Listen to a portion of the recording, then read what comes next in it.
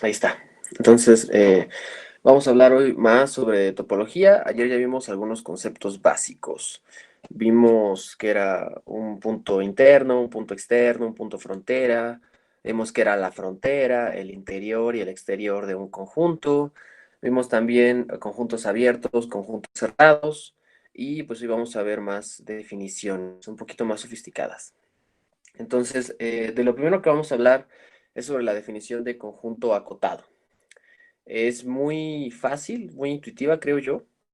La definición de conjunto... Ah, ok, a ver, vamos a empezar con la duda de Jessica. Ok, puedes escribirla o puedes abrir tu micrófono como quieras.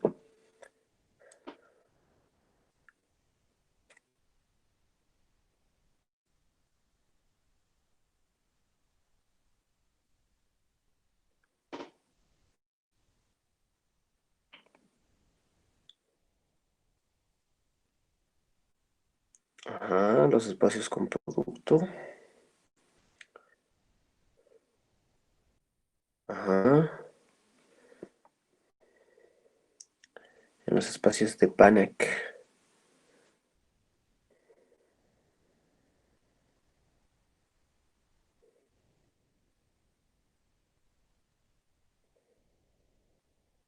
Exacto, no necesariamente son completos. Ujú.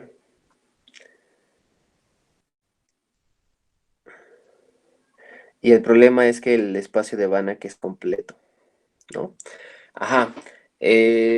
Bueno, la completez en general siempre se define respecto a una operación. Puede ser respecto al producto interno, puede haber completez respecto a la norma, puede haber completez respecto a la métrica. El esquemita que les puse ayer era más que nada para que vieran cómo después de los espacios con producto interno puede haber productos, puede haber espacios con norma. Todo producto interno nos produce una norma y pues sí, de hecho no es necesario que el espacio normado, si me lo dan así, pues, sea completo, ¿verdad? Eso no está implícito. Sin embargo, ese diagrama, pues véanlo más como un esquemita de cómo van aumentando el nivel de complejidad de las operaciones. De un espacio vectorial definimos un producto interno y el producto interno podemos sacar una norma, de la norma podemos sacar una métrica y ahorita vamos a ver que de la métrica podemos sacar una topología. ¿Ok? La completez es una propiedad como que se va adquiriendo dependiendo del espacio. Las contenciones estrictas se darían sin completez y con completez pues igual se daría otro tipo de contenciones, ¿no? Ese esquema es más ilustrativo, creo que no es tan preciso realmente. Y si ya no hay dudas, entonces podemos comenzar. Vale, ok. Si tienen dudas, igual díganme. Entonces vamos a empezar con la definición de conjunto acotado. Un conjunto es acotado si existe un m mayor que cero, tal que la norma de x es menor o igual que m para todo x en A. Entonces, les digo, esto de aquí es muy intuitivo. Supónganse que mi conjunto A es esta cosita amarilla que está ahí en el espacio, en R2 en este caso. Bueno, un conjunto va a ser acotado, entonces si existe un M, esto va a ser mi M, tal que la bola de radio M, con centro en, pues no sé, en el origen, puede ser, de alguna forma sea como que abarque a todo el conjunto A.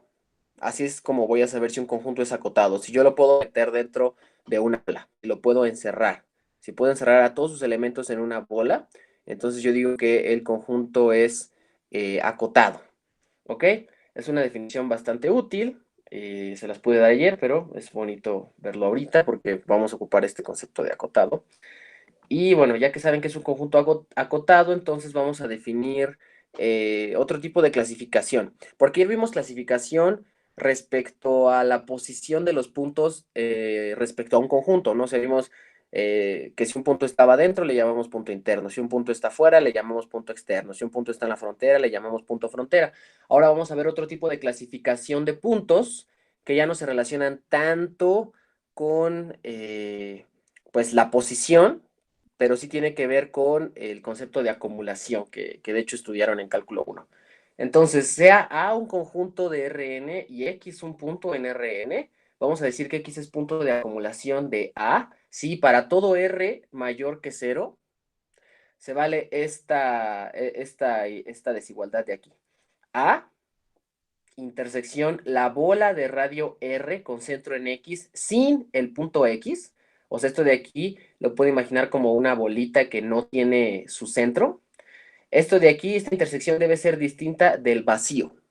Ajá. Observen, de nuevo aparece el para todo R. Esto de aquí es bastante natural, porque el punto de acumulación nos vamos a dar cuenta que se parece al concepto de punto frontera. Sin embargo, no van a ser lo mismo. Ahorita vamos a ver un ejemplo en el que podamos ver más clara esta definición. Y así como definí qué es el conjunto de todos los puntos de frontera, o el conjunto de todos los puntos internos, o el conjunto de todos los puntos externos, voy a definir el siguiente conjunto, que es un A con una rayita así, como si estuvieran derivando un A'. Y este conjunto de aquí es el conjunto de los puntos en R tal que X es punto de acumulación de A. ¿Ok? Este es el conjunto de puntos de acumulación de un conjunto dado. En Rn o en otro espacio se puede dar. Entonces, ya sabemos qué es un punto de acumulación y ya sabemos cuál es el conjunto de todos los puntos de acumulación. Vamos con la siguiente definición, que es lo opuesto a ser punto de acumulación. Lo opuesto a ser punto de acumulación se llama ser punto aislado. Y vamos a decir que X es punto aislado de A si X no es punto de acumulación. Es decir, si existe un R mayor que 0, tal que se vale esta intersección. Observen que esta definición sí es la negación de punto de acumulación, porque cuando definí punto de acumulación aquí tenía un para todo R, y lo que estoy haciendo ahorita es poner un existe R, y tenía que esta de aquí era una desigualdad. Aquí tenía un signo de desigualdad, ¿verdad? Tendría la bola de radio R con centro en X, quitándole el centro X, intersección A es distinto del vacío, así definí punto de acumulación. Y punto aislado lo defino como que esa intersección es igual al vacío, ¿ok? Entonces, estos conceptos, punto de acumulación y punto aislado, sí son cosas opuestas. Ya no es como abierto y cerrado, ¿no? Sino que estas dos definiciones, una es la opuesta de la otra, ¿ok? Entonces, ya sabemos que es un punto de acumulación y ya sabemos que es un punto aislado. Vamos a ejemplificarlo con el siguiente ejemplo, para que se acuerden de su curso de cálculo 1. De hecho, Marco en general lo que va a hacer, a veces en cálculo 3, es darles el ejemplo que habían visto en cálculo 1 y luego de ahí lo van a generalizar. Es lo que vamos a hacer ahorita. Vamos a tener un conjunto que es de puntos y es una cantidad finita numerable de puntos, ¿verdad? Son los puntos de la forma 1 entre n con n corriendo en los naturales. Vamos a recordar un poquito cómo es que se ve esto en la recta real.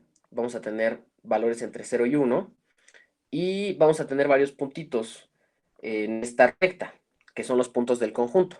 Los voy a poner de rojo mejor porque pues, el conjunto está en rojo. Entonces, fíjense cómo se van marcando los puntos. Este de aquí va a ser mi primer punto, es el 1. Ahí salió algo choco, pero es el punto 1, porque cuando sustituyo n igual a 1, pues obtengo el 1. Cuando sustituyo n igual a 2, me va a dar un medio. Ese punto va a estar más o menos por acá. Cuando sustituyo n igual a 3, pues me va a dar un tercio, va a estar más o menos por acá. Luego va a tener un cuarto, un quinto, y entonces todos estos puntos se van pegando cada vez más al cero, pero no hay ningún número natural tal que si yo lo meto aquí, pues me vaya a dar cero, ¿verdad? O sea, este conjunto tiene un montón de puntos que se van pegando al cero, pero el cero como tal no es elemento de A, ¿ok? Entonces, este ejemplo seguramente lo recuerdan, a Marco le gusta usarlo bastante. Y lo que vamos a ver es dos cosas. Vamos a ver que cero es un punto de acumulación y vamos a ver que uno es punto aislado. Entonces, vamos a ver la primera de estas cosas. Le voy a poner así como afirmación. Cero, que como argumenté, no pertenece a A, no es parte del conjunto A. Vamos a ver que esto de aquí es punto de acumulación. Así lo voy a simplificar. Observen que el concepto de punto de acumulación no implica que el punto deba de pertenecer al conjunto. Esto es algo muy importante. Porque muchas veces nos vamos con la finta de que los puntos de acumulación deben ser puntos del conjunto, y no necesariamente. Ahorita vamos a ver en este ejemplo un punto que no es parte del conjunto, pero que es punto de acumulación. Creo que esa es la principal diferencia entre los puntos frontera y los puntos de acumulación, que los puntos de acumulación no necesariamente tienen que estar dentro del conjunto. Entonces, voy a hacer un dibujo, y así es como voy a argumentar esto de aquí. La demostración, de hecho, yo creo que es bastante sencilla. De hecho, con lo que saben de cálculo 1 la deberían de poder hacer. Y bueno, vamos entonces a dibujar aquí el 1, aquí dibujamos al 0, y lo que yo tengo que probar para que algo sea punto de acumulación es que para todo R positivo se cumpla una cierta desigualdad. Entonces voy a ponerlo en rojo para todo R positivo, y eso quiere decir que si yo me tomo una bola, en este caso en R son intervalos alrededor del punto cero, sin contar al cero, la intersección de esa bola con el conjunto A debe ser no vacía. Entonces voy a marcar mi bola de radio R.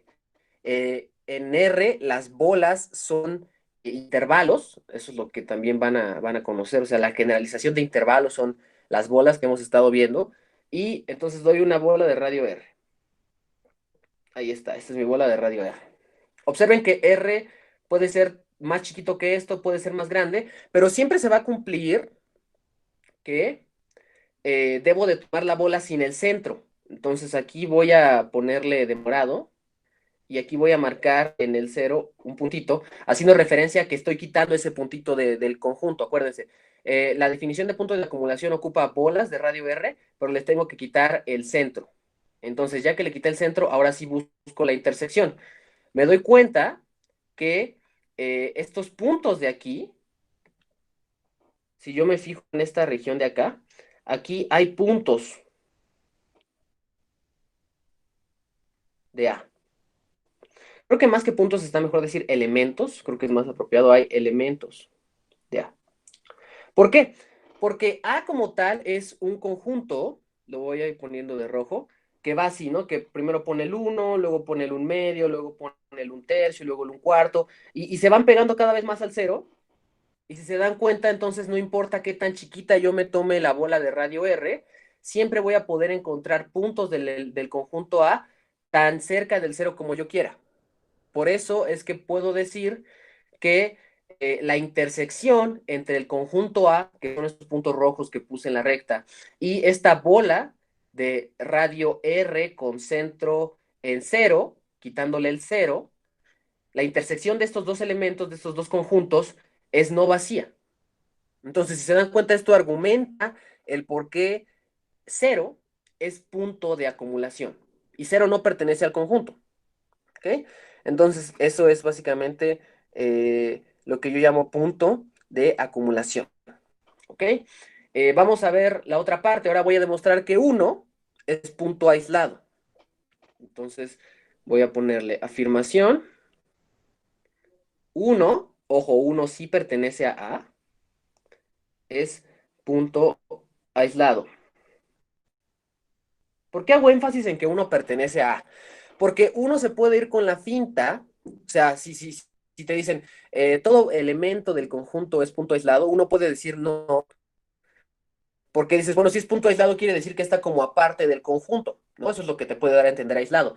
Pero no, realmente un elemento del conjunto puede ser punto aislado, no hay problema con eso. Y ahorita vamos a ver en este ejemplo cómo es que eso se ve. Entonces, de nuevo, tenemos una recta, voy a tener aquí el 0 y voy a tener aquí el 1, y lo que voy a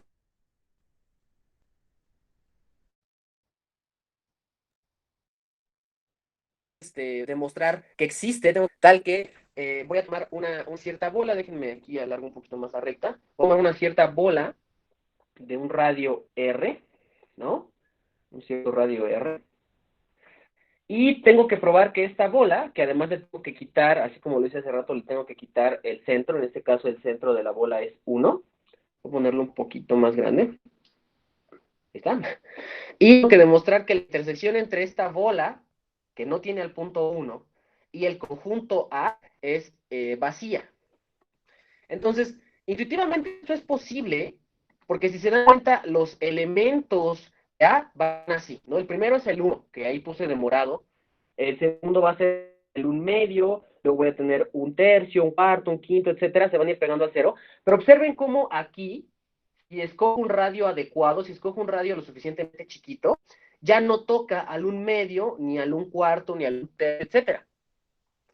Si se dan cuenta, sí puedo crear una bola de radio R, puedo encontrar un radio R, tal que la intersección de esta bola de radio R con centro en 1, quitarle el 1 y el conjunto A sea vacía. ¿Ok? Entonces, esta prueba una demostración intuitiva de que 1 es punto aislado. Yo puedo generarle una bola de un cierto radio R. El radio, si se dan cuenta, pues si la distancia entre 1 y un medio es un medio, pues el radio tiene que ser menor que un medio, ¿no? Por aquí vale la pena poner. El radio debe ser menor que un medio. Y tomando cualquier radio menor que un medio, positivo, vamos a tener que se vale que esta intersección entre la bola sin el centro 1 y el conjunto A es vacía. Entonces, 1 es punto aislado, y ahí es un bosquejo de cómo más o menos sería la demostración. Y pues ya, ¿no? Básicamente, eso fue lo que vimos. Vemos que es un punto de acumulación y que es un punto aislado. Ahora vamos a pasar a ver unos conceptos un poquito más, pues sí, más fuertes de topología. Esto de aquí lo van a ver como a mitad del tema de topología, y se llama compacidad. ¿Qué es la compacidad? La compacidad es una característica que pueden tener los conjuntos y es relacionado con algo que llamamos cubiertas abiertas o cubiertas cerradas. Vamos a ver en general qué es una cubierta. Bueno, voy a definir que una sucesión de conjuntos, la sucesión de conjuntos, vean que la estoy denotando así como UI, con I corriendo en un cierto conjunto de índices. Este conjunto de índices, antes de continuar, observen que puede ser cualquiera que yo quiera. Puede ser un conjunto finito, ¿no? Esto me daría una sucesión finita de elementos de su conjunto de Rn. Puede también ser los naturales, ¿no? Y eso me daría una sucesión infinita numerable de subconjuntos de Rn. Por ejemplo, los reales también, no hay ningún límite, estaría indexando una cantidad infinita no numerable de subconjuntos de Rn, y así, ¿no? Me puedo seguir, puedo poner el potencia de Rn, el potencia del potencia de Rn, puedo poner los enteros, puedo poner básicamente cualquier conjunto de índices que se me dé la gana. Entonces, a esta sucesión, que son subconjuntos de Rn, le voy a llamar cubierta de A. A es un subconjunto de Rn también. Si pasa esto, si pasa que A está contenido en la unión de todos los conjuntos UI. Y tiene sentido que se le llame cubierta, ¿no? Porque pues realmente la unión de todos sí está cubriendo A. ¿Ok? No hay ningún problema con el nombre. Les voy a dibujar y un poquito qué es lo que está pasando, y para eso tómense este dibujo de aquí. El conjunto amarillo es el conjunto A. Y lo que voy a hacer yo es buscarle una cubierta. O sea, voy a buscar una familia de conjuntos que sean capaces de cubrir en unión a todo el conjunto A. Y eso de aquí les va a recordar a la primaria, porque ustedes esto ya lo han hecho. ¿Recuerdan cuando nos dejaron hacer piñatas? Lo que hacíamos para hacer una piñata era agarrar un globo, le embarrábamos en grudo y luego le pegábamos pedacitos de periódico. Entonces hagan de cuenta que esos pedacitos de periódico son los conjuntos de la sucesión, y la unión de todos esos me va a contener a la piñata, que en este caso sería un globo y que estoy llamando A. Entonces vamos a hacerlo geométricamente. Supongo, por ejemplo, este de mi U1, ese es mi U1. Voy a tomarme U2, a lo mejor de esta forma. Puedo tomarme U3 de esta forma. Puedo tomarme U4 de esta forma. Puedo tomarme U5. Puedo tomarme U6, ¿no? En fin, puedo empezar a pegarle un montón de pedacitos, y observen que cada uno de esos pedacitos pues va a ser un subconjunto de la sucesión. Además, la unión de todas me está cubriendo a todo el conjunto A. Claro, puedo pasarme de listo y ponerle un megapedazo de periódico así, ¿no? Y también aplica, ¿no? La unión de todas estas me estaría dando una cubierta de A. Entonces, la cubierta básicamente es un conjunto del espacio, un conjunto de subconjuntos de Rn, tal que la unión me cubre a todo un conjunto. ¿Ok? Es como cuando como cuando hacían piñatas, creo yo. Se asemeja bastante. Entonces, ya que sabemos que es una cubierta abierta, vamos a hacer una observación.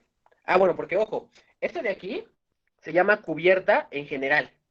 Pero cuando lleguen cálculo 3 se van a dar cuenta que va a haber cubiertas abiertas, cubiertas cerradas, cubiertas finitas, cubiertas infinitas, infinitas numerables, infinitas no numerables, cubiertas contables, y ustedes se dirán, bueno, si ese es el concepto de cubierta, ¿cómo diferencio entre, por ejemplo, una cubierta abierta o una cubierta cerrada? Bueno, eso tiene que ver con los elementos que tienen los subconjuntos, la sucesión de subconjuntos.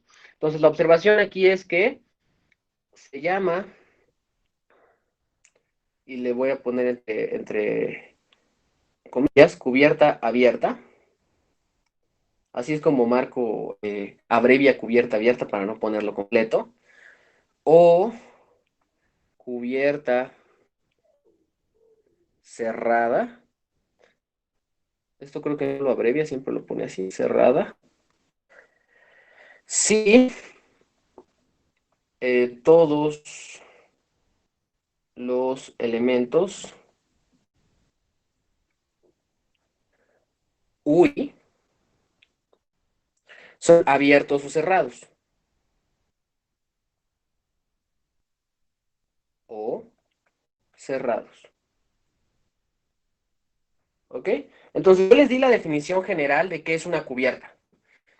La definición general no pongo ninguna restricción. Los elementos, por ejemplo, U1 puede ser cerrado, U2 puede ser abierto, U3 a lo mejor puede ser cerrado y abierto al mismo tiempo.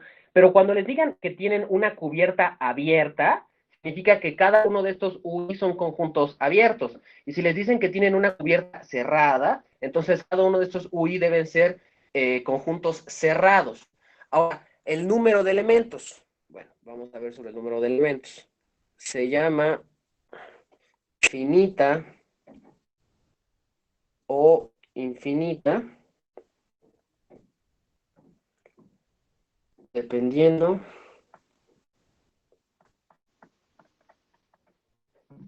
de I. Acuérdense que I es el conjunto de índices sobre el cual estoy corriendo. Si, por ejemplo, I es un conjunto de índices finito, por ejemplo, un conjunto de números del 1 al 10, entonces mi cubierta es finita. Si me tomo, por ejemplo, como índices a los números enteros o a los números naturales o a los números primos, entonces mi cubierta va a ser finita, no, perdón, infinita numerable, ¿verdad? Porque todos esos conjuntos son infinitos numerables. Si me tomo, por ejemplo, a los reales o al conjunto potencia de los reales o los indexo con los elementos del conjunto de Cantor, entonces esta cubierta se llama cubierta infinita no numerable, ¿ok? Y así le pueden ir poniendo nombres. El nombre depende del índice con el que estén contando las cubiertas, ¿no? Entonces, esa es observación. Se va a llamar cubierta abierta si los elementos son abiertos, se va a llamar cerrada si los elementos de la cubierta son cerrados, se va a llamar finita o infinita dependiendo del índice sobre el que esté corriendo I, ¿ok? Puede ser cualquier conjunto que quieran, ¿no? Y ese conjunto siempre va a ser finito, o infinito numerable, o infinito no numerable, etcétera, etcétera. Entonces, ahorita básicamente ya tenemos gran parte del contenido de compacidad, entonces vamos a definir por fin qué es que un conjunto es compacto, ¿no? Porque compacidad viene de compacto. Vamos a decir que un conjunto A de Rn es compacto, ¿sí? Para toda cubierta abierta, pausa, ¿no?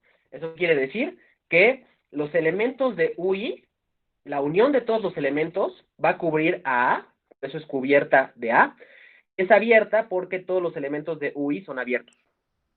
¿Ok? Entonces, A es exacto si para toda cubierta abierta de A, ya entendimos todo ese párrafo, existe una subcubierta abierta finita de A. ¿Qué es una subcubierta? ¿Qué se imaginan que es una subcubierta? Pues una subcubierta va a ser como una subsucesión. Van a ser elementos de UI, por eso los estoy indexando como UIJ. Esto se parece a la notación que vieron para sucesiones. Y si se dan cuenta, ahora estoy corriendo en un conjunto finito. J va desde 1 hasta M. ¿Ok? Entonces, si se dan cuenta, estoy tomando una cantidad finita de elementos de esta cubierta UI Y resulta que la unión de todas esas subconjuntos, que es una cantidad finita de conjuntos, su unión me va a contener A, ¿no? Es más, si quieren, aquí lo pongo entre,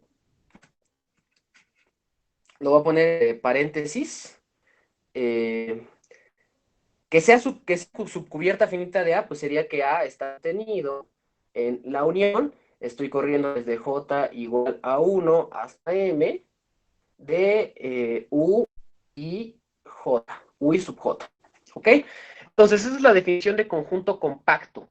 Para toda cubierta abierta de A, va a existir una subcubierta abierta finita, y eso quiere decir que va a pasar esto, ¿no? Que A está contenido en la unión de esa cantidad finita de elementos.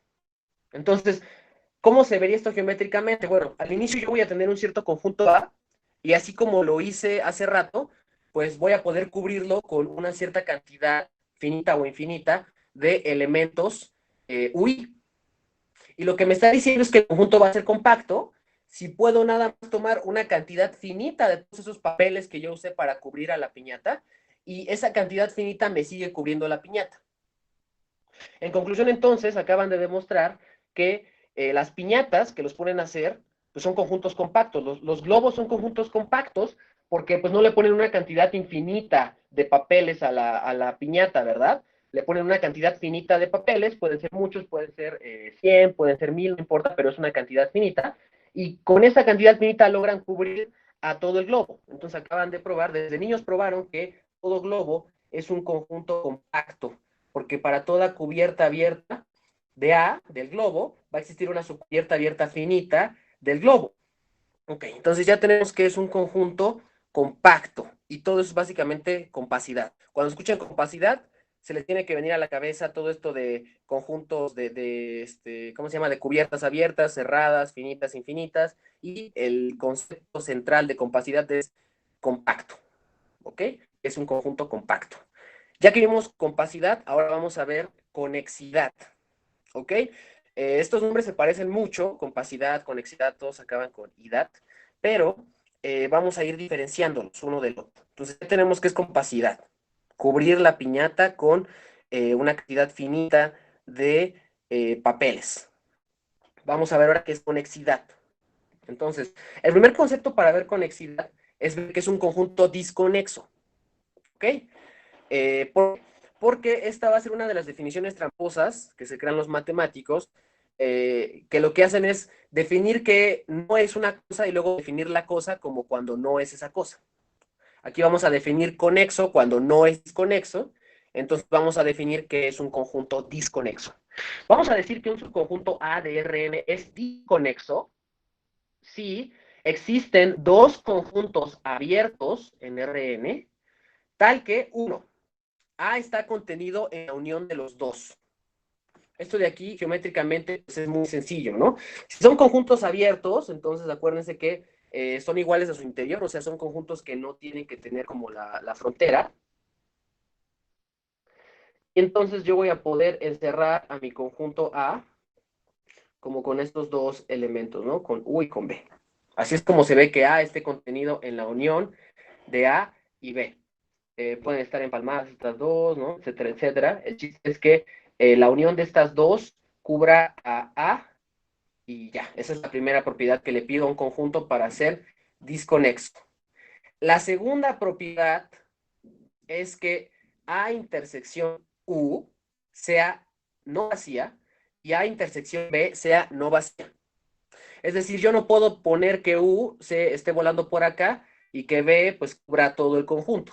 Eso no lo puedo. Se tiene que cumplir que tanto la intersección de A y B sea no vacía, como la intersección de A y U sea no vacía. ¿Ok? Entonces, es básicamente que A intersección U sea distinto del vacío y que A intersección C sea distinta del vacío.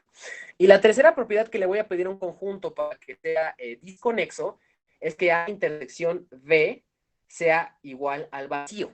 Es decir, yo no puedo de alguna forma empalmar mis dos conjuntos, ¿ok? Por ejemplo, este de aquí puede ser U, pero como deben de ser distintos, pues no sé, a lo mejor aquí voy a poner de este lado B, porque lo estoy poniendo así porque acuérdense que son abiertos, no tienen a su fronterita, y eso es básicamente U y B. ¿Ok? Entonces, vamos a ver un ejemplo porque la unión de estas tres propiedades es que un conjunto sea desconexo. Entonces, vamos a ver tres ejemplitos para que vean cuándo un conjunto es conexo y cuándo es desconexo. Bueno, antes, que cuando es un conjunto conexo, pues cuando no es disconexo, ¿no? Así de tramposo se define que es conexo.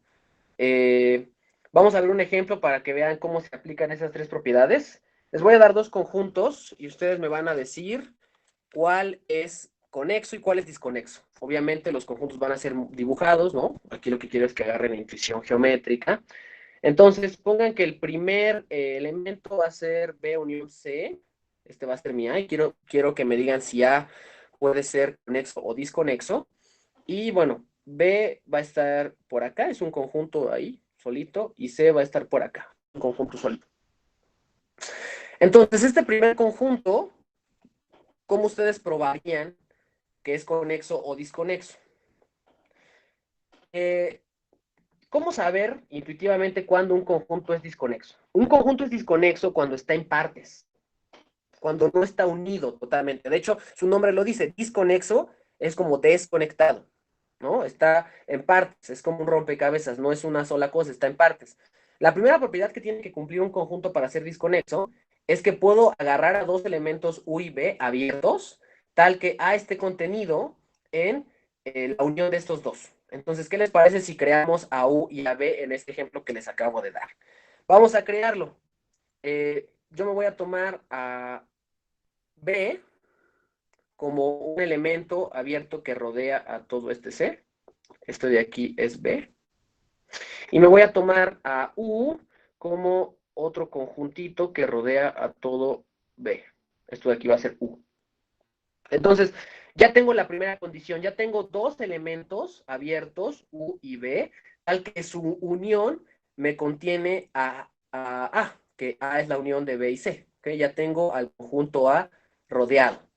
La segunda condición que me piden para que sea disconexo es que A intersección U sea distinto del vacío y que A intersección B sea distinto del vacío. Entonces, eso geométricamente igual está probado, ¿no? Fíjense, la intersección entre U y A es distinta del vacío, porque la intersección entre U y B pues, es distinta del vacío. La intersección entre B y A es entre B, perdón, y A, sí, perdón, es distinta del vacío, porque la intersección entre B y C es distinta del vacío. O sea, básicamente, estos elementos intersectan a dos partes de A, y por eso es que su intersección va a ser distinta del vacío con el conjunto A. Entonces, ya se cumplió que la intersección de estos dos conjuntos también es distinta del vacío con el conjunto A. La tercera propiedad, que también es bien importante, es que U intersección B sea distinta del vacío. O sea, fíjense, aquí en la anterior busqué que la intersección con el conjunto sea distinta del vacío. Y aquí estoy viendo que la intersección entre los dos conjuntos abiertos debe ser el vacío. Y esto de aquí sí pasa, ¿verdad? Porque fíjense, U es una cosa que está por acá, U es una cosa que está por acá, su intersección va a ser vacía. Entonces, pude encontrar dos elementos, dos conjuntos abiertos U y B, tales que A es la unión de estas dos cositas rojas, está contenida, perdón, en U y en B. También pude encontrar que la intersección de U con A es distinta del vacío, la intersección de UV con A es distinta del vacío, y la intersección entre U y B es distinta del vacío, es igual al vacío, perdón. Entonces, todo esto de aquí, este conjunto que forma parte de B y C, este conjunto es disconexo. ¿Ok? Entonces, por intuición, un conjunto es disconexo cuando está en partes.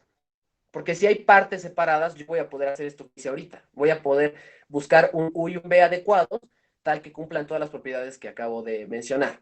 Ahora, voy a darles este ejemplo del otro lado. Supongan que ahora A es todo este conjunto. ¿Será disconexo o conexo? Las pruebas para demostrar que algo es conexo son chistosas porque se parte suponiendo que es disconexo y luego se llega a una contradicción. Así es como se demuestra que un conjunto es conexo. Entonces, vamos a suponer que mi conjunto A es disconexo. Si es disconexo, entonces existen U y B abiertos, tal que Primero, A debe de estar en la unión de los dos. Entonces voy a intentar forzar esto. Voy a intentar forzar esto. Voy a dibujarme por acá a mi conjunto, le voy a llamar aquí U. Y del otro lado, voy a pintarlo de color morado, voy a dibujarme a mi conjunto B. Ok, observen que aquí están chocando sus orillitas. Esto de aquí es B, V. Y pues hasta ahorita como que ya cumplí parte de la primera condición, ¿no? Como que U y B ya logré que contengan a A, ¿no? Entonces ya logré que contengan a A. La siguiente propiedad que tengo que hacer es que su intersección, la intersección de U con A sea distinta del vacío, la intersección de B con A tampoco sea vacía. Esto de aquí se ve geométricamente claro, ¿verdad? La intersección con U y A es distinta del vacío, la intersección con B y A es distinta del vacío. Pero ahora tengo que además probar que U intersección B es el vacío. O sea, estos dos conjuntos no se deben tocar. Pero si no se tocan, y lo voy a poner con amarillo, si no se tocan, aquí dejan una pequeña línea delgadísima entre el conjunto A y esos dos conjuntos. Si no se tocan, lo voy a poner aquí incluso, si U es intersección B es igual al vacío, entonces no puede pasar que A esté contenido en U unión B. ¿Se dan cuenta? Y entonces forzando, intentando hacer que se cumpla la condición de disconexidad, llegué a una contradicción y entonces el conjunto debe ser conexo. ¿Ok? Entonces, así son más o menos las demostraciones de disconexidad o de conexidad. Entonces, intuitivamente, cuando un conjunto es disconexo, cuando está en partes. Y cuando un conjunto es conexo, cuando está hecho de una sola parte. ¿Ok? Entonces, es básicamente las nociones básicas de lo que es conexo y disconexo. Vamos a contrastar con lo que vimos anteriormente. Compacidad, compacto, significa que yo puedo rodear al conjunto con una cantidad finita de elementos. Acuérdense de las piñatas. Y conexo significa que todo mi conjunto está hecho de una sola pieza. Disconexo significa que está hecho de varias piezas. ¿Ok? Entonces, ahí está el contraste entre compacidad y conexidad. Si se dan cuenta, son dos conjuntos, son dos conceptos, perdón, bien diferentes. Ahora vamos con un tercer concepto, convexidad. Y de hecho, este lo dejé al último porque es el más fácil de todos. Vamos a decir que un conjunto es convexo si para cada par de elementos en A, yo puedo crearme un segmento de recta, este XY se define así como un segmento de recta entre Y y X, y ese segmento de recta debe de estar metido en A. Entonces, un conjunto es convexo cuando me tomo dos puntos, saco su segmento de recta y ese segmento de recta está metido en A. Vamos a ver cómo se ve geométricamente eso. De nuevo, les voy a dar dos ejemplos. Son dos conjuntos y vamos a ver cuál de ellos es convexo y cuál de ellos es no convexo. Porque ¿qué es que sea no convexo? Pues que no cumple a la propiedad de esa, ¿no? Eh, pues miren, voy a empezar con este, con el de mi izquierda. Si yo me tomo cualquier par de puntos y trazo su segmento de recta, aquí se me fue un poco chueco, no importa. Trazo su segmento de recta, este supongo que es X, este es Y. El segmento de recta siempre se va a quedar metido en el conjunto, ¿se dan cuenta? No importa yo si me los tomo aquí, por ejemplo, no importa si me lo tomo de este lado, si me lo tomo de este lado, si incluso atraviesa todo el conjunto, no importa, los segmentos de recta siempre se quedan adentro, ¿ok? No tengo problema. Entonces, este es convexo, convexo. Todo segmento de recta se queda adentro del conjunto. Pero, ¿qué onda con el de la derecha? ¿Será convexo? Pues bueno, fíjense, yo puedo tomarme dos puntitos y decir, ah, mira, si este es X y este es Y, el segmento de recta entre estos dos se queda dentro del conjunto. Sin embargo, observen que la definición de convexidad dice para todo XY, entonces tengo que probarlo para todos los puntos. Y para hacer eso, pues lo que hago es dar un contraejemplo, ¿no? Si yo quiero probar que algo no es convexo, pues encuentro dos pares de puntos, tal que su segmento de recta se quede fuera del conjunto. Y esos elementos pues son fáciles de tomar, ¿no? Voy a borrar tantito esto X y Y que trace aquí. Y voy a dibujar aquí este X, este Y. Voy a intentar unir los dos. Y observen que el segmento de recta, parte del segmento de recta se quedó afuera.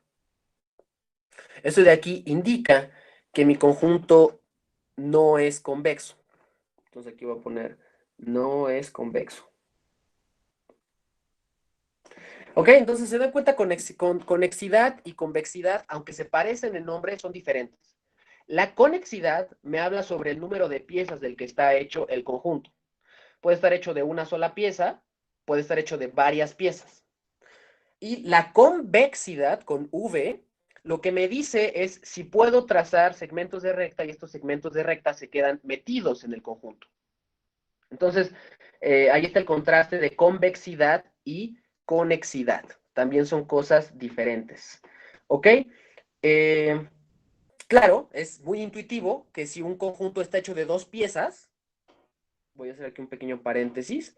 Si un conjunto está hecho de dos piezas, o sea, es disconexo, supongo que esto de aquí es A y esto es B, y mi conjunto es A unión B, pues es claro que yo siempre voy a poder trazar un segmento de recta que se quede afuera. Está facilísimo esto, ¿no? Entonces sí va a haber relaciones entre conexidad y convexidad, pero esas las van a ver más adelante. ¿Ok? Ahorita lo único que me importa es que entiendan qué es compacidad, qué es convexidad y qué es conexidad. Ahora, ya que vimos esas tres definiciones, ahorita vamos a dar un repaso de todas ellas. Me gustaría terminar esta clase viendo la definición de topología y la definición de espacio topológico, porque de hecho lo van a ver con Marco. Entonces, ¿cómo sería esto? ¿Qué es una topología? Bueno, aquí de hecho ya lo puse en general, es sea X distinto del vacío. Voy a decir que este par X tau, donde tau es una familia de subconjuntos, de elementos de X. Esto de aquí es un espacio topológico si tau satisface las siguientes propiedades. Entonces acuérdense, tau, de hecho es a lo que se le va a llamar topología, es la topología de X. La topología es básicamente una familia de conjuntos, de subconjuntos del espacio X. Y esa familia de subconjuntos debe de cumplir lo siguiente. Primero, el vacío y X son elementos de tau. ¿Ok? Acuérdense, tau es pues un conjunto de conjuntos y el vacío y X, la nada y el todo, deben de estar en la topología, en tau. La siguiente propiedad es que si yo tengo una cantidad finita de elementos de tau, acuérdense, tau contiene subconjuntos de X. Entonces, si tengo una familia finita de elementos de tau, su intersección también debe de ser elemento de tau. ¿Ok? Esa es la segunda propiedad que le pido. Y la tercera propiedad es que si yo tengo una familia arbitraria de elementos en tau, o sea, fíjense, es arbitraria porque y pueden ser los naturales, y pueden ser los enteros, pueden ser los reales, el conjunto potencia de los reales, no importa cuántos elementos tenga ahí, la unión de todos esos elementos se debe de quedar en tau. Entonces, ¿qué es una topología? Es un conjunto que tiene un montón de subconjuntos de X y se cumplen que pues el vacío y todo debe de estar en tau, que si yo me tomo una familia finita de tau, su intersección también debe estar en tau, me tomo una familia arbitraria de elementos en tau, su unión debe de estar en tau. Esto de aquí es lo que se define como una topología. Si ustedes toman variable compleja o algún curso de topología, esta es la definición que les van a dar de topología, que esta es la definición general, la que se puede encontrar en un libro de topología. ¿Ok?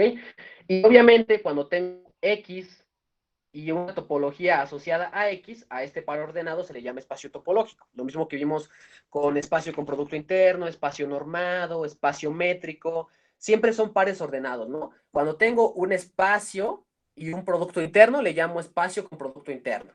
Si es completo, le llamo espacio de Hilbert.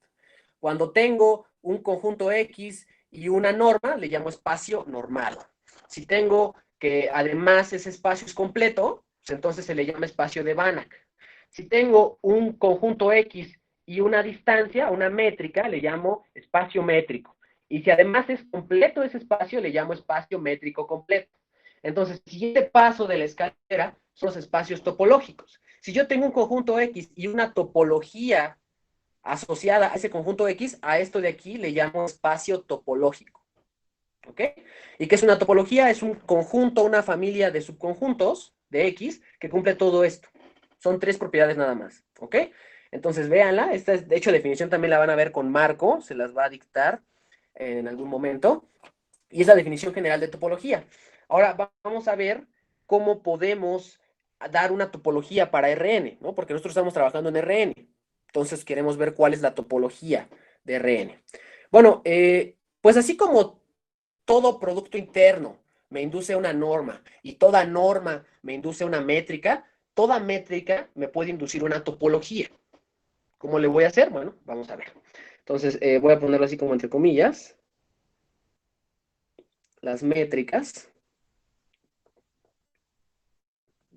inducen topologías. Con eso estoy diciendo algo muy fuerte, porque así como un espacio no tiene que tener solamente un producto interno, y tampoco puede tener solamente una norma, y tampoco puede tener solamente una métrica, un espacio tampoco puede tener una sola topología. Yo le puedo encontrar un montón de topologías, ¿ok? Entonces, ¿cuál es la topología con la que se suele trabajar? La topología estándar, por decirlo así. Bueno, la topología estándar para Rn va a ser esta.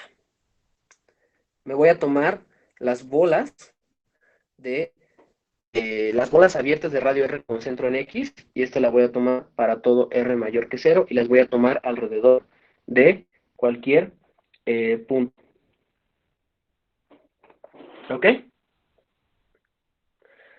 Ahorita va a sonar algo trillado, y de hecho, pues, no, como tal no lo voy a demostrar, pero se puede probar que todas las propiedades que vimos anteriormente, todas estas de aquí, las que puse de topología, las cumple eh, esto de aquí. O sea, las bolas abiertas lo cumple. ¿Cómo? Pues bueno, de entrada el vacío y el conjunto tal, sí pueden ser bolas, ¿no? Lo único que me tengo que... Ah, bueno, además de esto sí le tengo que ir el vacío y el espacio total. Porque una bola no puede ser el espacio total, ¿no? O sea, la unión de todo esto es la topología para Rn. Cuando le uno a las bolas abiertas al vacío y a X, pues ya tengo por definición la primera parte. Y también resulta que si yo me tomo ¿cómo se llama? Una cantidad finita de bolas en la topología y la perfecto, eso también es elemento de la topología, o sea, me va a dar otra bola. También resulta que cuando tengo una cantidad arbitraria de bolas, la unión de todas esas bolas también me va a dar una bola. ¿Ok? Entonces, eh, este conjunto de aquí es la topología para Rn, y si se dan cuenta, las bolas, bueno, o sea, porque yo les dije, toda métrica induce una topología, pero aquí no aparece en ninguna parte la métrica. Bueno, no aparece explícitamente, pero aquí está metida la métrica. ¿Ok? Entonces aquí de hecho le voy a poner en chiquito, depende de la métrica. Las bolas dependen de la métrica. ¿Ok? Entonces, eso de aquí está bien padre, porque, pues si se da cuenta, ya tenemos todo. Esto de aquí cumple las propiedades de topología, y esta es la topología para Rn. Por eso es que todas las definiciones que dan de cálculo 3 las hacen con bolas, porque siempre están usando topología en Rn. Esta es la topología básica. Claro, estas son las bolas inducidas por la métrica básica, ¿no? La métrica para medir distancia entre dos puntos.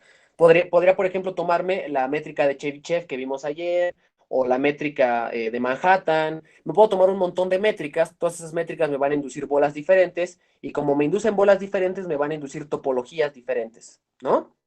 Ahora la pregunta es, ¿toda topología viene de una métrica? La respuesta es no. Así como puede haber métricas que no vengan de normas, ¿no? Ayer vimos una, la métrica discreta. Así como puede haber normas que no vengan de productos internos, por ejemplo, la norma infinito, y así como también puede haber, bueno, los productos internos sí se tienen que definir, o sea, los productos internos es como la materia prima, de eso no podemos hablar todavía. Eh, pero así como pasa esto de que no siempre se puede inducir, o sea, va a haber métricas que no vienen de normas y va a haber normas que no vienen de productos internos, también va a haber topologías que no vienen de métricas, ¿ok? Entonces aquí voy a ponerle así chiquito, ejemplo, topología que no viene de una métrica. Y eso también lo van a ver con Marco. Así como a la métrica que no viene de una norma le llamé métrica discreta, a la topología que no viene de una métrica le voy a llamar topología discreta. Así es como se llama. ¿Ok? Entonces la voy a poner en rojito. Y la topología discreta es este conjunto. Nada más es un conjunto de dos elementos. Es una cantidad finita de elementos. Es el vacío y el todo. Y esto de aquí es topología de X. Y este X pues debe ser distinto del vacío, ¿no? Nada más es lo que le pido al conjunto. A esta de aquí les digo, se les llama topología discreta. Si la googlean seguramente les aparece así.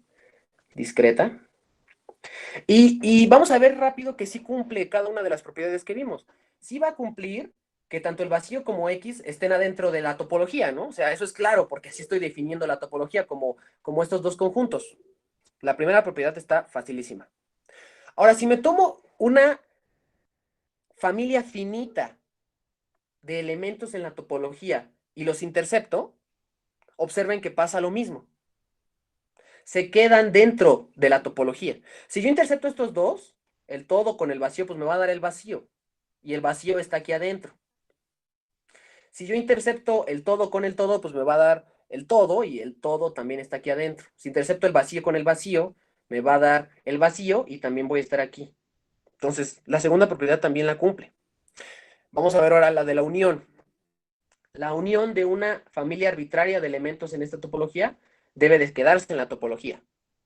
Y pasa lo mismo. Observen que si yo agarro y uno el vacío con el todo, pues me da el todo y el todo está en la topología. Si yo agarro y uno el todo con el todo, pues me da el todo, está en la topología también. Si yo agarro y uno el vacío con el vacío, pues me va a dar el vacío y está en la topología también. Entonces no importa yo cuántos elementos, cuántas formas me agarra estos elementos, tanto sus intersecciones como sus uniones van a estar dentro de este conjunto. Por lo tanto, es una topología. Y esta topología no viene inducida por ninguna métrica. Aquí ya no aparecen bolas de ningún tipo. ¿Ok? Entonces, esto de aquí se llama topología discreta. Es un contraejemplo para la afirmación toda topología viene de una métrica. Y ya, pues nada más para terminar, vamos a aprovechar estos 5 minutos que nos quedan para dar un repaso a todo lo que vimos, porque yo sé que es mucha información.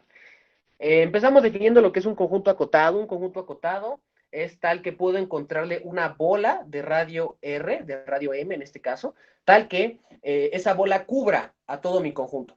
Así es como sé que un conjunto es acotado. ¿Ok? Eh, Vimos otro tipo de clasificación de puntos. Vimos algo que se llama punto de acumulación, ¿no? Que son puntos que están muy cerquita del conjunto, que pueden pertenecer o no al conjunto, y básicamente cumplen esto, ¿no? Para todo radio mayor que cero, la intersección de A con la bola de radio R con centro en X sin X debe ser distinta del vacío. El conjunto de puntos de acumulación se denota así como A', y luego definí el punto aislado.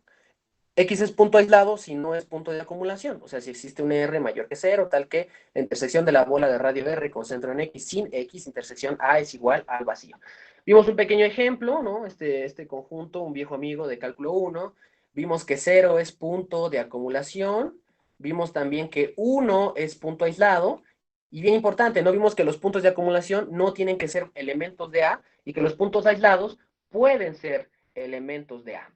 Entonces, después pasamos a ver compacidad. La compacidad es la propiedad de los objetos de poder ser cubiertos por una cantidad finita de conjuntos. Entonces, sea UI una familia de subconjuntos de Rn, puede ser una familia finita o infinita, no importa.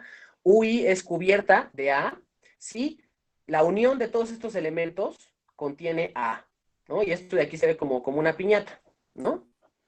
Ahora, dependiendo de si los UI son abiertos o cerrados, se le llama cubierta abierta o cubierta cerrada. Y dependiendo si el conjunto de índices es finito o infinito, se le llama cubierta finita o infinita numerable o infinita no numerable. ¿Ok? Eh, Ahora, ¿qué es que un conjunto sea compacto? Pues que para cualquier familia de elementos abiertos, o sea, para toda cubierta abierta de A, voy a poder encontrar una subcubierta finita de A. O sea, de esta subcubierta grandota voy a sacar una cubierta finita y resulta que la unión de todos estos elementos contiene A. ¿Ok? Así es como defino que es compacto. Entonces, la compacidad es la propiedad de las cosas a ser rodeadas por una cantidad finita. Siempre que les hablen de compacidad, piensen en tapicería o piensen en las piñatas que hicieron en la primaria. Conexidad. La conexidad va a hablar sobre si un conjunto está conectado o no. Si está hecho de varias piezas o hecho de una sola pieza. Vamos a empezar definiendo qué es disconexo. Un conjunto es disconexo, pues cuando está en varias partes. Y si está como en varias partes, lo que puedo hacer es buscar dos conjuntos U y B abiertos que cumplan estas propiedades. La primera propiedad es que A esté metido en la unión de U y B. La segunda propiedad es que A intersección U sea distinto del vacío y A intersección B sea distinto del vacío. Y también tiene que cumplir que U intersección B sea igual al vacío. ¿Ok? Esas tres propiedades me dicen que un conjunto es disconexo y cuando no es disconexo decimos que es conexo. ¿Ok? Entonces, les puse este ejemplito, ¿no? Cuando un conjunto está en dos partes separado, pues podemos buscarle rápidamente U y B que cumplen las tres propiedades. Este conjunto es disconexo.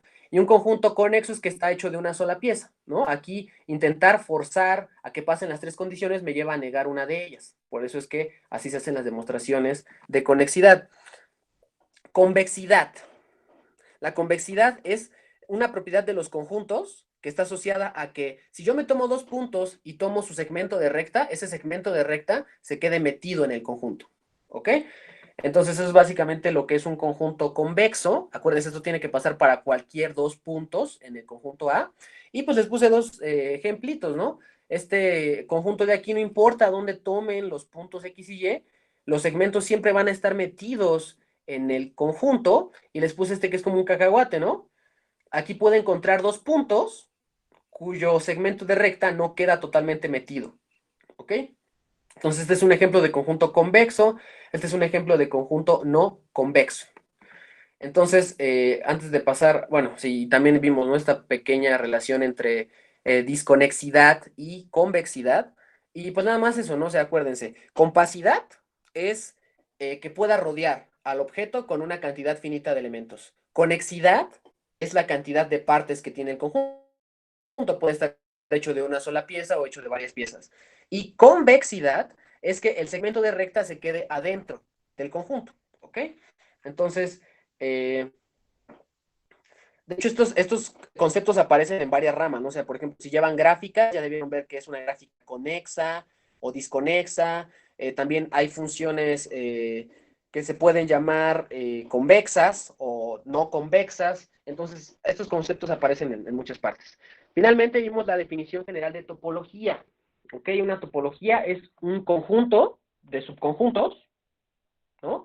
Y que cumple esto, que tanto el vacío como X están adentro de esa familia, una cantidad finita de elementos en la topología cumple que su intersección se quede en la topología y una cantidad arbitraria de elementos en la topología cumple que su unión se quede en la topología. Cuando X tiene una topología asociada, a este par se le llama espacio topológico y respondimos también a la pregunta cuál es la topología de Rn, ¿no? Que resultan ser las bolas abiertas de radio R con centro en X y tengo que pegarle al vacío y a X para que todo jale bien. Y pues lo que vi también es que puede haber topologías que no vienen de una métrica, ¿no? Aquí está la topología discreta, es una topología que contiene dos elementos y si se dan cuenta cumple todos las cosas que vimos. Por lo tanto, esa es una topología y no viene de ninguna métrica. Acuérdense, para un solo espacio puede haber muchas topologías. Así como puede haber muchas métricas, muchos productos internos, muchas normas, puede haber muchas topologías. No hay solo una topología. ¿Ok? Entonces, bueno, eso fue básicamente todo lo que vimos hoy. La siguiente semana vamos a empezar a ver sucesiones, vamos a ver cosas de notación, vamos a ver más ejemplos. Y eso sería todo por hoy. Concavidad. La concavidad, de hecho, se relaciona con la convexidad. La concavidad la vamos a ver más adelante cuando veamos criterios de segunda derivada y todo eso. Hasta luego, Jess.